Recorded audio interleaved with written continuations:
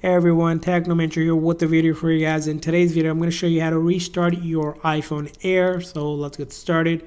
Now, when it comes to restarting your iPhone here, there's two different ways you can do it. But the most simple and the easiest way I found restarting iPhone, because by default, if you try to turn it off using the volume up and the side button, you only get an option to power off. There's no restart option. Same thing, even when you try from the top here, you'll see an option for the power icon here, we can slide to power off, and then you have to turn it back on.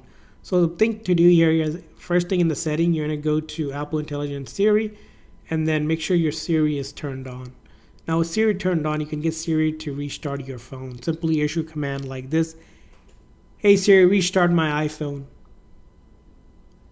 Yes. And then Siri can actually go ahead and do the restart for you, which is going to be the simplest and the easiest way. Now, after we restart, I'm going to show you another method you can do to restart it using the buttons, which takes a little bit more effort, but we'll go ahead and show you. Now, restarting your iPhone, keep in mind, will not delete any of your data. So very safe to do. The other method you can do with the buttons is you're going to quickly press and release volume up, volume down, and then hold down this big side button in this sequence. So I quickly press and release volume up, volume down, and then hold down this big side button. And I'm going to wait until the screen goes completely black and the Apple logo appears before I let go of that side button. So as you can see here, I'm going to wait until we see the Apple logo appear, and at that time you'll let go.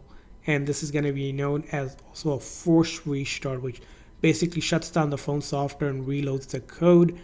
Now this will not delete any of your data. If you, again, doesn't work for the very first time, go ahead and keep on trying. Sometimes it takes a couple tries to get hang of it.